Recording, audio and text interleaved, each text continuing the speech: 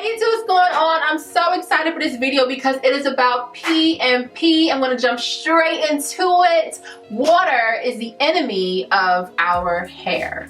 What? Yes. Water is the enemy of our hair. However, it is the lover of our hair as well. The majority of moisturizers on the market today, at least 60% of that formula is going to be water. So our hair loves water. Water is our hair's friend to a certain extent, because on the flip side, there is an enemy, and that enemy is called hygral fatigue. And hygral fatigue is when excessive amounts of water enters into the hair, which actually can damage the hair from the inside out. I'm talking lifting of the cuticles, dryness, breakage, tangles, all of the things that we do not want. So PMP is actually designed to prevent hygral fatigue, but also help you to obtain and retain moisture for your hair, really just to take your hair to a whole nother level. So stay tuned. So the first P is penetrate. Now, what does that mean? First of all, have you ever sprayed water on your hair and noticed those little beads of water that will just be sitting on top of your hair? That's because our hair is more lipophilic, meaning our hair prefers oils over water, which is an interesting thing because our hair needs water, but too much of it can cause damage. So how do we even prevent this? Number one, you want to add penetrating oils to your pre-poo. Actually, just pre-poo with an entire penetrating oil. Coconut oil, Babassu oil, Murumuru butter, things like that are going to penetrate into the hair and help your hair to not absorb excessive amounts of water. You can do this overnight, you can do this for an hour, but I would definitely recommend this, especially for your wash days, because your wash days is when your hair is exposed to the most amount of water. Because you're in the shower, your hair is literally being exposed to gallons and gallons of water, so you definitely do not want to skip out on pre-pooing your hair, especially if you have high porosity hair, and we'll talk about that in a few. All right, and the next letter, of course, is M, moisture. Moisture is so important because our hair needs to be moisturized, and when I say moisture, I mean conditioner. It can be a moisturizer, it can be a leave-in, any type of water-based product. To give you guys a breakdown which kind of flows into the next letter, an average moisturizer on the market has at least 60% of water, like I mentioned before, and roughly 20 to 30% oils, meaning there's more water in the formula than there is oils and butters in the formula. The issue with this is that if you are using a cream-based moisturizer, there's really not that much oils alone in that moisturizer to help seal in that moisture, because all of that water, that 60% of water, is going to eventually evaporate, which is why you want to follow up with a protecting oil, which is the third P, preferably an oil that is large. Now, before I get to that, I do want to shed some light on coconut oil, because I feel like sometimes we are using coconut oil the wrong way.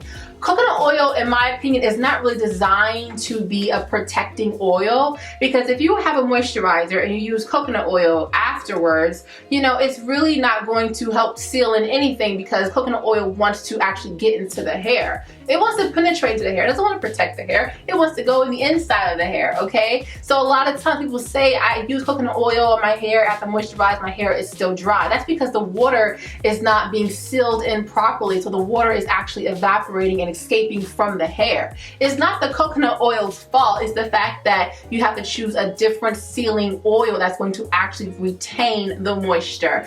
So that brings us to the oils. I recommend oils that are thick.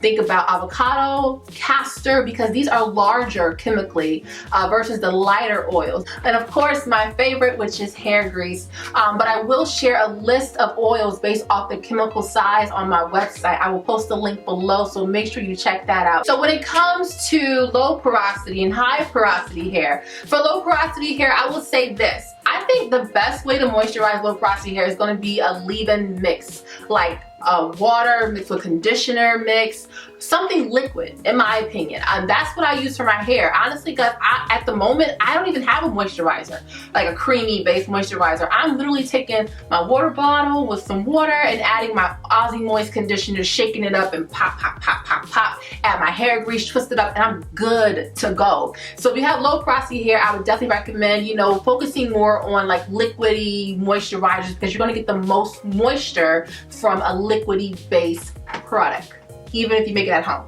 okay? Another thing I would say is if you do choose like an actual product and you're like, Tanya, I ain't trying to make that at home, I'm gonna buy it, make sure you find a product that has humectants within like the first 5 or 6 ingredients. You know, this is gonna be super helpful for getting that moisture in your hair from the atmosphere. Lastly, I would say for low porosity hair, think about investing in a hair steamer. That is amazing for really just getting your hair to be super moisturized if you're having issues with moisturization with low porosity hair. Now for high porosity hair, hey y'all, how y'all doing? Okay, I would say that, and I'm gonna come out the gate with it, hair grease actually might be a great option for you, because those cuticles are so lifted. You really need something that's going to be like whoosh.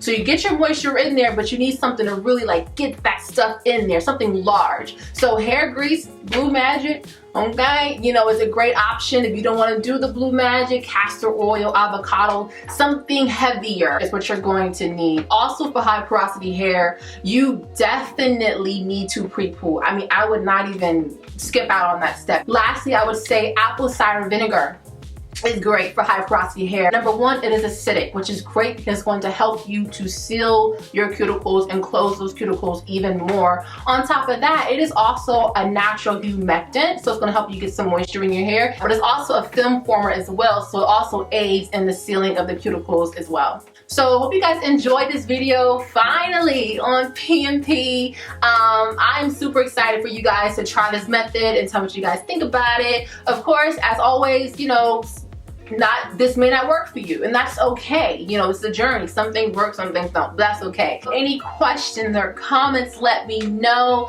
I do have a question for you. What is your favorite moisturizer? Is this something you can buy in the store? Something that you make at home? Do you not even have a favorite moisturizer and you're still looking? Let me know below. Don't forget to check out the website for the list of oils based off molecular size. If you have not already, check out the Curly Girl's Guide to Hair Care Ingredients, the ebook that I created just for you that will help you change the way you look at ingredients in the natural hair care industry. Also, if you're thinking about starting a hair care line but like need some assistance or help in regards to what to do, where do I start, who do I go to, what's the process, what to look out for, etc., I will have a link below just for you, so definitely check that out. Email me if you have any questions about that. Of course, follow me on Instagram at Charmaine369 to see more curly chemistry content. Don't forget to rate this video, comment, subscribe, make sure notifications are on, and I think that's it. Yep, that's it. I love you guys. I'll talk to you guys soon. Bye.